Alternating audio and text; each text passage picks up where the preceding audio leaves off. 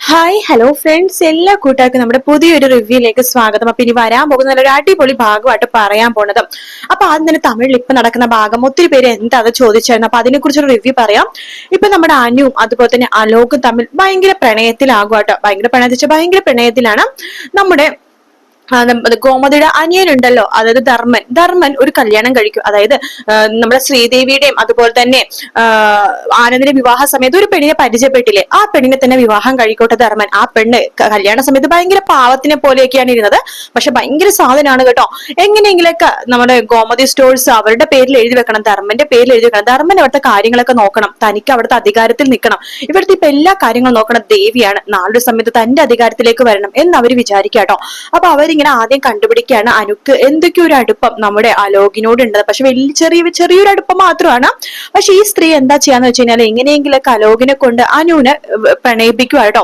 അതായത് അലോക് ഇങ്ങനെ ഒരു ലെറ്റർ ഇങ്ങനെ എഴുതിയിട്ട് മുറ്റത്തേക്ക് ഇങ്ങനെ വലിച്ചെറിയും. അനു, എനിക്ക് നിന്നെ കാണണം, അത്യാവശ്യമായിട്ട് ഒരു കാര്യം പറയാനുണ്ട് എന്ന് പറഞ്ഞൊരു ലെറ്റർ മുറ്റത്തേക്ക് വലിച്ചെറിയും. അത് അനു തന്നെ ആ ലെറ്റർ വായിക്കുന്നുണ്ട്. അതിനുശേഷം മറ്റേ ധർമ്മന്റെ ഭാര്യ ആ ലെറ്റർ തട്ടിപ്പറിച്ച് വാങ്ങിക്കുകയാണ്. ആഹാ, ഇതെന്താ ലവ് ലെറ്റർ വലുതാണോ? ഞാനൊന്ന് വായിച്ചു നോക്കട്ടെ. വേണ്ട വേണ്ട വേണ്ട, അത് വായിച്ചു നോക്കണ്ട അമ്മായി എന്ന് പറയണം.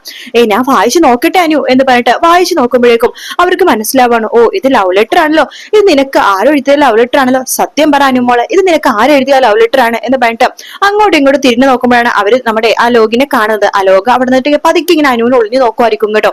ഓഹോ, അപ്പുറത്തെ വീട്ടിലെ അലോക് നിനക്ക് എഴുതുന്ന ലവ് ലെറ്റർ ആണല്ലേ. മുറപ്രകാരം നിന്റെ മുറച്ചുറുക്കനാവേണ്ട ആളല്ലേ അത്. അപ്പൊ അതുകൊണ്ട് നീ അവനെ പ്രണയിക്കുന്നത് കൊണ്ട് ഒരു കുഴപ്പമില്ല എന്ന് പറയാണ്. അയ്യോ, എനിക്ക് അങ്ങനെയൊന്നും ഇല്ല അമ്മായി, എനിക്ക് അങ്ങനെ ഒരിക്കലും ഇല്ല. അയാൾ ഇങ്ങനെ കുറച്ച് നാട്ടെ പുറകെ നടക്കുന്നുണ്ട്. ഞാൻ പിന്നെ ഇവിടുത്തെ ആർത്തും പറയാത്തതിനെ കാരണം പിന്നെ അതും മതി അച്ഛനും ഏട്ടന്മാർക്കൊക്കെ വഴക്കുണ്ടാക്കാനായിട്ട്. അതാണ് ഞാൻ ഒന്നും പറയാതിരുന്നത് എന്ന് പറയാണ്. എടി, നീ ഇത് ആർത്തും പറയരുത്, ഞാൻ നോക്കിയെടുത്ത് വെച്ചോളം. അലോക് നല്ലൊരു പയ്യനാണ്, നിനക്ക് ചേർന്നൊരു പയ്യൻ തന്നെയാണ്. അതുകൊണ്ട് നീ അലോകിനെ സ്നേഹിക്കുന്നത് കൊണ്ടോ പ്രണയിക്കുന്നത് കൊണ്ടോ ഒരു കുഴപ്പമില്ല എന്ന് പറയണം. അയ്യോ ഇല്ല അമ്മായി, എനിക്ക് അയാൾക്ക് അങ്ങനെയൊന്നും ഇല്ല എന്ന് പറയാണ്. ഇല്ല, നിനക്ക് അങ്ങനെയൊക്കെ ഉണ്ട്, നിന്റെ മുഖം കണ്ട എനിക്ക് നന്നായിട്ട് അറിയാം, നിനക്ക് എന്തൊക്കെയോ ഒരു സ്നേഹവും ഇഷ്ടമൊക്കെ അലോകിനോടുണ്ട്. എടി, നീ അവന് തിരിച്ചു മറുപടി എഴുതണം.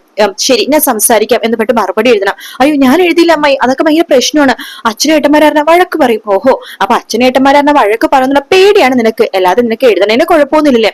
ഒരു കാര്യം ചെയ്യാം, നിന്റെ ഹാൻഡ് റൈറ്റിംഗ് ഞാൻ എഴുതാം എന്ന് പറഞ്ഞിട്ട് അത് ആ അമ്മായി എടുത്ത് എഴുതുവാട്ടോ. ശരി, ഇത് 4 മണിക്ക് കോളേജ് കഴിഞ്ഞിട്ട് കാണാന്ന് എഴുതി വെക്കുവാണ്. അതിനുശേഷം അത് അവരുടെ മുറ്റത്തേക്ക് ഇടുന്നുണ്ട്. അത് അലോക് എടുത്ത് വായിക്കുകയാണ്. യെസ്, 4 മണിക്ക് അവൾ കാണാന്ന് പറഞ്ഞിട്ടുണ്ട്. ഇന്ന് എന്തായാലും എന്റെ പ്രണയം അവളോട് തുറന്നു പറയണം എന്ന് അലോക് വിചാരിക്കുകയാണ്. അങ്ങനെ അനുവിന്റെ കോളേജ് കഴിയുമ്പോഴേക്കും അലോക് അവിടെ കാത്തിരിക്കാട്ടോ. അനു വരുമ്പോൾ അനു മാറി പോവാണ്. അപ്പൊ അലോക് പറഞ്ഞു, അനു നീ എന്താ ഇങ്ങനെ നോക്ക്, ഞാൻ ഒരുപാട് ദുഷ്ടനൊക്കെയാണെന്ന് എന്റെ മനസ്സിൽ ഒരു വിചാരമുണ്ട്, പക്ഷെ ഞാൻ അങ്ങനെയൊന്നും അല്ല. നിനക്കറിയാലോ, മിത്ര അങ്ങോട്ട് പോയ പിന്നെ ചെറിയൊരു ദേഷ്യം എനിക്ക് എല്ലായിടത്തും ഉണ്ടായിരുന്നു. പക്ഷെ എനിക്കിപ്പോ നിന്നോട് വല്ലാത്തൊരു പ്രണയം തോന്നുന്നുണ്ട് അനു. ഇത് ഞാൻ നിന്റെ വീട്ടിലെല്ലായിടത്തും വാശി തീർക്കാനോ അല്ല വൈരാഗ്യം തീർക്കാനോ കാണിക്കണ പ്രണയോ ഇഷ്ടമൊന്നും അല്ല. ശരിക്കും മനസ്സുകൊണ്ട് തന്നെ ഞാൻ നിന്നെ സ്നേഹിക്കുന്നുണ്ടായിരുന്നു. നീ എന്റെ ഇഷ്ടം മനസ്സിലാക്കുന്നുണ്ടെങ്കിൽ നീ എന്നെ ഇഷ്ടമാണെന്ന് പറയണം. ഞാൻ നാളെ ഈ സമയത്ത് ഇവിടെ കാത്തിരിക്കും, നീ എന്നോട് ഇഷ്ടമാണെന്ന് പറയണം എന്ന് പറയാണ്. അല്ലെങ്കിൽ ഇഷ്ടമെന്ന് പറഞ്ഞേക്ക്, പിന്നെ ഞാൻ ഒരിക്കലും നിന്റെ ജീവിതത്തിലേക്ക് വരത്തില്ല, പിന്നെ എന്റെ ജീവിതത്തിൽ ഒരു പെണ്ണും ഉണ്ടാവില്ല എന്ന് അലോക് അവിടെ നിന്ന് പോവാണ്. അനുക്ക് ചെറിയൊരു ക്രഷ് അടിക്കുന്നുണ്ട് അലോകിന്റെ അടുത്ത്. തിരിച്ച് വീട്ടിലെത്തുമ്പോഴേക്കും അമ്മായി ചോദിക്കേണ്ട, അനു നീ ഇന്ന് അലോകിനെ കണ്ടായിരുന്നു എന്ന് പറയാണ്. എന്നിട്ട് അവൻ എന്ത് പറഞ്ഞു? അവൻ നാളെ 4 മണിയാകുമ്പോഴേക്കും കോളേജിലേക്ക് വരും, ഇഷ്ടമാണെങ്കിലും ഇഷ്ടമല്ലെങ്കിലും പറയണോന്നാ പറഞ്ഞത്. അനു എന്തിനിങ്ങനെ ആലോചിക്കണത്, ഇഷ്ടമാണെന്ന് അങ്ങോട്ട് പറ. അയ്യോ ഇല്ല ഇല്ല അമ്മായി, അങ്ങനെ പറഞ്ഞാൽ ശരിയാവില്ല, നീ പറയണം, ബാക്കി കാര്യങ്ങളൊക്കെ ഞാൻ നോക്കിക്കോളാന്നേ എന്ന് പറയണം. അങ്ങനെ നമ്മുടെ അനു ഇഷ്ടമാണെന്ന് അലോകിനോട് പറയാട്ടോ. അങ്ങനെ ഒരു പ്രണയത്തിലാകുമ്പോഴേക്കും അലോക് ഒരു 2 ആഴ്ച കഴിയുമ്പോഴേക്കും അനുവിന് ഒരു സിനിമ കാണാൻ വേണ്ടി വിളിക്കുന്നുണ്ട്. ആ സമയത്ത് അനു പറയണ്ടില്ല, ഞാൻ സിനിമ കാണുന്നത് വരത്തൊന്നുമില്ല, വെറുതെ പ്രശ്നമാകും എന്നൊക്കെ പറയാണ്. അപ്പൊ അമ്മായി പറയുന്നുണ്ട്, എടി മോളെ, നീ സിനിമക്കൊക്കെ പോണം, നീ ഒറ്റക്ക് പോയാലല്ലേ പ്രശ്നമുള്ളൂ, ഞാനും കൂടി നിങ്ങളുടെ കൂടെ വരാം, സിനിമ തിയേറ്ററിൽ ഞാൻ ടിക്കറ്റ് എടുക്കാം, എന്നിട്ട് നിങ്ങൾ ഒരുമിച്ച് കണ്ടോ, ഞാൻ പുറകു സീറ്റിൽ നിന്ന് സിനിമ കണ്ടോളാം എന്ന് പറയാണ്. അങ്ങനെയാണെങ്കിൽ ആ സിനിമക്ക് പോവാൻ സമ്മതിക്കാന്ന് പറയണം. അങ്ങനെ അലോകിനോട് പറയുന്നുണ്ട് സിനിമക്ക് പോകാം ഓക്കെ എന്ന് പറയാണ്. അമ്മായിയും കൂടി വരുമെന്ന് പറയുന്നുണ്ട്. സാരമില്ല, അവർക്കുള്ള ടിക്കറ്റും കൂടി ഞാൻ എടുത്തോളാം എന്ന് അലോക് പറയാണ്. അങ്ങനെ സിനിമക്ക് പോകുന്ന ദിവസം ആ അമ്മായി എന്താ പതിക്ക് ഊരുവാട്ടോ. കാരണം ഇവർ രണ്ടുപേരും സിനിമക്ക് പോകുമ്പോൾ ആരെങ്കിലും ഒക്കെ കാണണം, പ്രശ്നം ഉണ്ടാവണം, അതാണ് അമ്മായിയുടെ ഉദ്ദേശം കേട്ടോ. അങ്ങനെ കറക്റ്റ് ആയിട്ട് സിനിമ കഴിഞ്ഞ് വരുമ്പോഴേക്കും അലോകിനെയും അനുവിനെയും കറക്റ്റ് ആയിട്ട് ആര്യൻ കാണുന്നുണ്ട്. വീട്ടിൽ ഭയങ്കര പ്രശ്നമൊക്കെ ആവുന്നുണ്ട്, വീട്ടിൽ വന്ന് പറയുന്നുണ്ട്. അങ്ങനെ ബാലനും ഗോമതിയും കൂടി അനുവിന്റെ വിവാഹം എത്രയും പെട്ടെന്ന് നടത്തുകയാണ്. അപ്പൊ ഒരു പയ്യൻ കാണാൻ വരുന്നുണ്ട്. ആ പയ്യന് അനുവിനെ ഭയങ്കര ഇഷ്ടമാവാട്ടോ. അനുവിനെ തന്നെ മതി എന്ന് ആ പയ്യൻ പറയാണ്. അനുക്ക് വലിയ താല്പര്യമൊന്നുമില്ല, അനുവിന്റെ മനസ്സിൽ അലോകാണല്ലോ. അങ്ങനെ ഒരു വിവാഹ നിശ്ചയം നടത്താൻ വേണ്ടി തീരുമാനിക്കുന്ന ഭാഗങ്ങളാണ് ഇപ്പൊ തമിഴിൽ നടന്നുകൊണ്ടിരിക്കുന്നത്. അപ്പൊ ഇനി പറയാൻ പോണത് നമ്മുടെ ദേവിമോളുടെ ഒരു അടിപൊളി ഭാഗമാണ് ഇനി പറയാൻ പോകട്ടോ.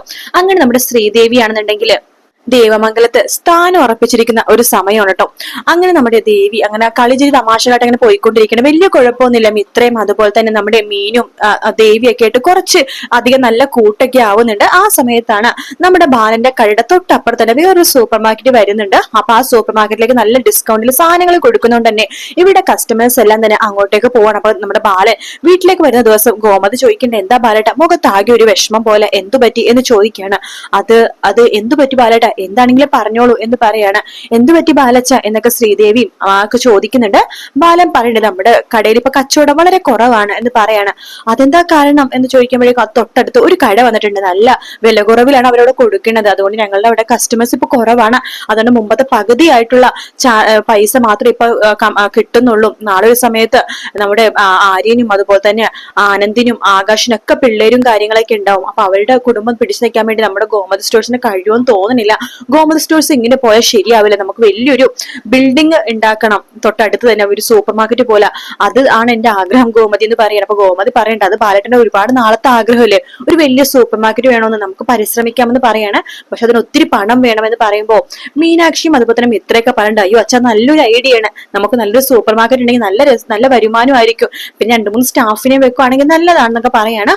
ബാലൻ പറയണ്ട, നിങ്ങൾ വിചാരിക്കുന്ന പോലെയല്ലേ മക്കളെ, ലക്ഷങ്ങൾ വേണം അതിന്റെ ലക്ഷങ്ങൾ എന്ന് പറയണം.